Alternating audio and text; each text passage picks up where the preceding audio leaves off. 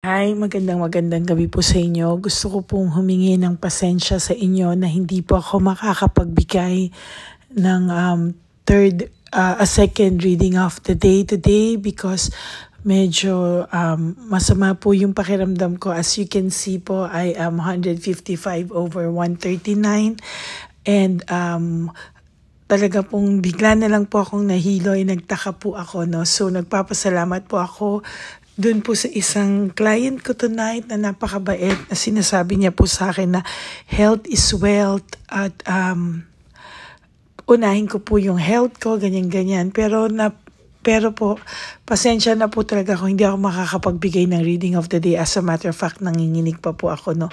Ngayon lang din po kasi ako nakakita naman ng isang tao naman po na talaga pong, alam mo, napaka-selfish po talaga. Hindi ko na lang po babanggitin sino siya, ano siya, because of, I have confidentiality and hindi din, na magbanggit. Basta ngayon lang po ako talaga alam mo yun, kung naiintindihan ko po na ang bawat tao ay may trust issues.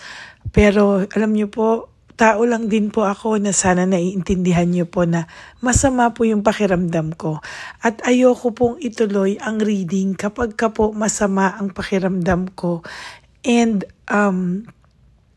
hindi ko po mabibigay yung best ko sa inyo. Hindi din po ako manloloko just for 1,000 plus na para lang po lokohin kayo na magbabanggit ako at mag-iimbento ko. I will not do that. Kaya I suggest na I will just return the money, no? Kasi pag nagmamadali po at talagang medyo masasakit po yung mga salita, tao lang po ako, no? Hindi niyo po ako kailangan pagsalitaan ng hindi maganda kung may trust issue sa ibang tao. Marami nang loko sa inyo. Hindi po lahat manloloko and lalo na po hindi lahat mukhang pera. No, pero hindi din po dapat na gano'n na magsasalita kayo ng mga ganyan sa tao na parang utusan niyo po yung tao, katulong niyo yung tao. Hindi po porket nag-donate kayo sa channel ng 1,000 plus, parang utusan niyo na po ako, no? Hindi po gano'n, ano? Yung dinodonate niyo po, I just wanna clear this to everybody. Alam niyo po yan, dinodonate ko yan. May trabaho po ako, hindi po ako umaasa dito para mabuhay, no? Pero yung pagsalitaan niyo po ako ng hindi ko gusto at masakit sa pandinig ko, medyo foul po yun, ano? Wala po akong client na hindi nakasundo. Wala rin po akong client na nakilala na very unfair. And yung kanina po isang client ko, yung pang 8:30 po, sobrang bait niya po na sinabi niya po na health is wealth. Sinabi niya po, unahin mo yan, nandiyan lang ang reading, text mo lang ako. And I really appreciate you. Sobra po, no? That's why I am giving you 2 readings sa binayad mo po. Marunong po akong tumanaw ng pagbawi, no? Alam po yan ng mga clients ko na nakakausap, alam na po nila kung sino ko. Hindi po ako manloloko para sa 1,000 plus. No, kung may trust issues po yung iba, hindi po ako manloloko, pera-pera. Hindi rin po ako pera-pera. No, wag niyo rin po akong iaano na parang tauhan nyo na po akong pagsalitaan nyo po ako na kailangan kahit masama yung pakiramdam ko, pilitin mo ko at ipilitin ako at parang kahit nahihilo ko, kahit high blood ako, and even questioning me how old I am para ma-high blood ako and etc.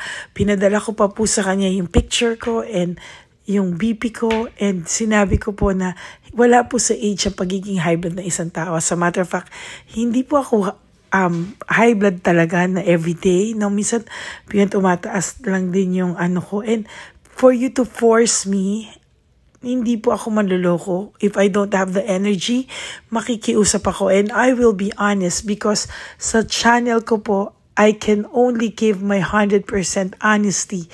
And if I cannot give my 100% energy, hindi po ako manloloko ng tao na ituloy yun. Yung reading, para lang po, huwag niyong bawiin yung pera, no? Binigay ko po, binalik ko po agad-agad yung binayad niyang 1,000 plus. Dahil ayoko pong magkaroon ng issue sa pera. Hindi po ako pera-pera dito.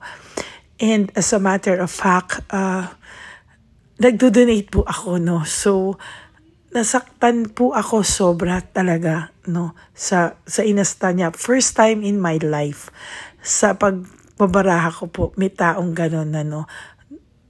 Alam niyo po yun, so, makasarili po talaga na kahit po may sakit ako, pilitin ko dahil hindi siya pwede, busy siya. Paano ho yung health ko? Dahil po sa binayaran niyo akong 100 plus, kahit magpakamatay po ako para mabigyan kayo at magsisinungaling ako, mag-iimbento ako para hindi ibalik sa inyo. No, I will not do that. Kaya Gcash ko po pabalik. Makulit po ako. Talagang hiningi ko po yung Gcash. Ayoko po ng ganon eh. Hindi po ako magloloko sa isang tao for money. Hindi din po ako magloloko sa isang tao na huhulaan ko po kayo tas iba-iba lang sasabihin ko at hindi totoo, mag-iimbento lang po ako for the sake po na masabi ko na akin na yung pera nyo. No, binalik ko po agad-agad. It's just money. And hindi po lahat ng tao manloloko, no? Hindi po lahat ng tarot card readers ay manloloko. Kung gusto ko po kitang lokohin o gusto ko pong manloko ng tao, andali naman po mag-imbento pero mas pinili ko pong ibalik yung pera mo kesa po lokohin kita dahil may sakit po ako, no? Madali po akong kausap, Diyos ko, kapag sinabi ko nga po ako pagka ganyan, alam po ng mga clients ko, bumabawi ako. At talagang nagbibigay ako ng free, nagbibigay ako ng kung ano, dahil marunong po akong tumanaw ng pagbawi o utang na loob dahil professional po ako. Pero when it comes to my health, I will not force things, no? Para po sa mga nakakaintindi ng gano'n, nag-aalala sa akin, maraming salamat po, no? At para naman po sa'yo, ganyan ka talaga sumakit ang ulo ko, nanginig po ako talaga. Kasi first time po, hindi ako sanay na meron ako nakakausap na ang sama ng ugali. So, nung binalik ko po yung pera, na masaya po ako kasi napatunayan ko na hindi lahat manloloko, hindi lahat mukhang pera. And ito pong ginagawa ko is mission. Pinagmalaki pa niya sa akin na client siya ni Miley Tarot. Go ahead po, wala po akong ano dyan. Okay po yan, sabi ko nga po, bagay po kayo. Okay po sa akin yun. At talagang nire-respeto ko yan. Nire-respeto ko po yung yung samahan niyo po ni Miley Tarot. Wala pong problema sa akin yan. I respect each and every tarot card readers dito, no, sa YouTube channel. Ang hihingi lang po ako ng pasensya, di ba? Minsan po tao lang ako, nagkakasakit po ako. Baka nakakalimutan niyo po na kahit energy master ako at tarot card reader po ako, hindi po ako Diyos. Nagkakasakit po ako, sumasama ang pakiramdam ko. You know, tarot card reading is a draining thing. Nakaka-drain po ng energy. And if may sakit po ang isang tarot card reader, hindi po niya kakayanin ibigay yung 100% niya dahil wala siyang energy, drain siya, masama pakiramdam niya, masakit ang ulo niya. Lolokohin po kayo ng isang tarot card reader kapag masama ang pakiramdam niya at talagang nagtarot pa siya. Bilib po ako sa mga ganun na kakayanin nila. Pero yung ako po, lolokohin ko lang po kayo. Yun po sinasabi ko, not iba. Lolokohin ko po kayo kung itutuloy ko po yun ng masama yung pakiramdam ko. At mag-iimbento po ako yun. Doon po ako manloloko ng tao. Pero yung nagka-cancel po ako at nakikiusap ako dahil ang taas ng BP ko, hindi po mangloloko yun. At hindi din po yun sasabihin niya, hindi ako magtitiwala sa mga tarot card readers, hindi na ako wag naman ganun. At sabi, ilang taong ka na ba? My God. Ilang taong ka na ba? Ang high blood po, ma'am. As early as teenagers, may mga high blood. No? Hindi ko po ginustong maging high blood. No? I'm asking everyone nga po, pag may sakit ako, pag magpapadoktor ako, duwag po ako. And I'm asking everyone for prayers dahil ang dami ko pa pong gustong tulungan, yung mission ko po, no? Pero para po ganunin niyo po ako, I really felt bad na may mga taong ganyan na sarili lang yung iniisip. And I'm so thankful dun sa isa kong client, and because of that, I will reward you. Yung payment mo po sa akin, I will give you 2 with free cleansing, no? Sobra po talaga. As kilala po ako ng mga suki ko dito. Alam nyo po na, kilala nyo po ako, boses ko pa lang po. Alam nyo na po, if hindi mabuti yung pakiramdam ko. And I'm thankful to each and every one of you na nakakaintindi po, no? And para sa iyo po, at sa mga tao po minsan na hindi makaintindi pag may sakit ako. Lalo na po nagagalit pag wala pa akong tarot card readings for the day. Pasensya na po. Pasensya na po. May trabaho din po akong tao. Tapos pagdating ng umaga, gigising ako madaling araw para makater lahat ng nangangailangan ng health. No? And I hope po naintindihan niyo po kami na tao lang po kaming mga energy master, tarot card readers. And I hope na wag naman po kayong magalit. Sa tinagal-tagal ko po na nagre-reading, ngayon lang po talaga ako naka-experience na parang ginawa akong utusan na parang ilang taon ka na ba, ganyan. Parang lahat, kung tanungin mo ako para akong kriminal dahil lang masama ang pakiramdam ko at hindi kita mabibigyan ng reading na nire-risked lang naman po kita tomorrow. I just wanna rest. Sobrang sakit ng ulo ko at hanggang ngayon nanginginig ako because of you.